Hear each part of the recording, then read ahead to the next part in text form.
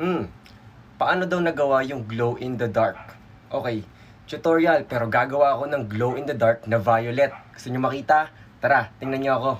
Tingnan natin kung iilaw ba tong slime na ginawa ko na glow in the dark. Game! Pero gagawa muna tayo. Maglalagay ulit ako dito ng isang boteng glue dito sa lagayan ko. At kailangan ay sisimot-simutin ko to. Yan, kailangan ay simot na simot.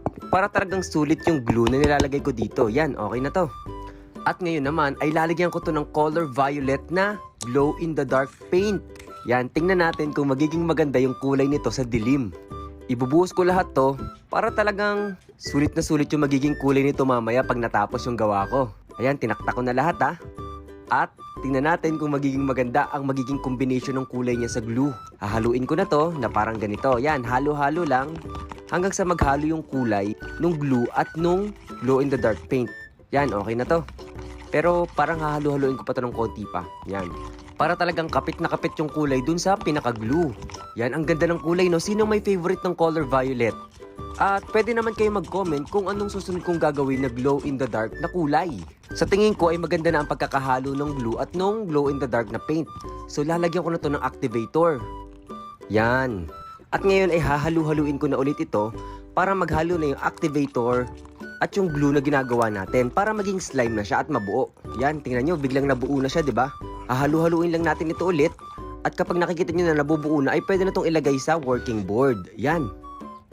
Kailangan talaga isimot na simot pati dun sa panghalo ko. Yan, tatanggalin ko lahat. At ngayon ay stretch ko na to at imamasa-masa.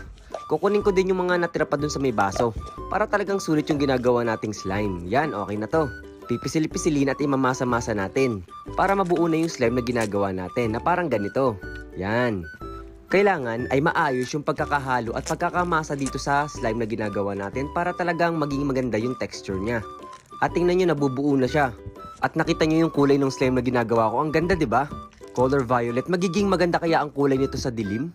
Linisin muna natin yung board para maganda mag-masa-masa at mag-stretch-stretch ng slime na ginagawa ko. Yan. Para na siyang texture ng bubble gum. Ngayon naman ay hahalo ko dito yung toothpaste slime na ginawa ko. Titingnan ko kung magiging maganda yung kulay nilang dalawa, blue at violet. Yan. Stretch-stretch lang at, aba, medyo tumigas yung texture niya nung hinalo ko. Tingnan ko nga kung magiging maganda pa rin yung texture niya kapag pinindot-pindot. Yan, pakinggan nyo.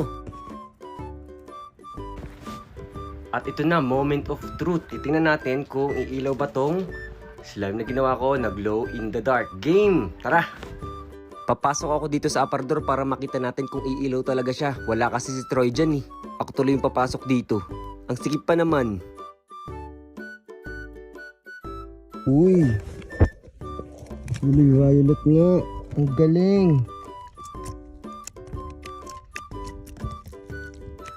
O diba? Ang ganda. Teka lang. Ay ko, di ako makalis. Ako makahit. Aray ko, sikip. Wait lang. Bye-bye.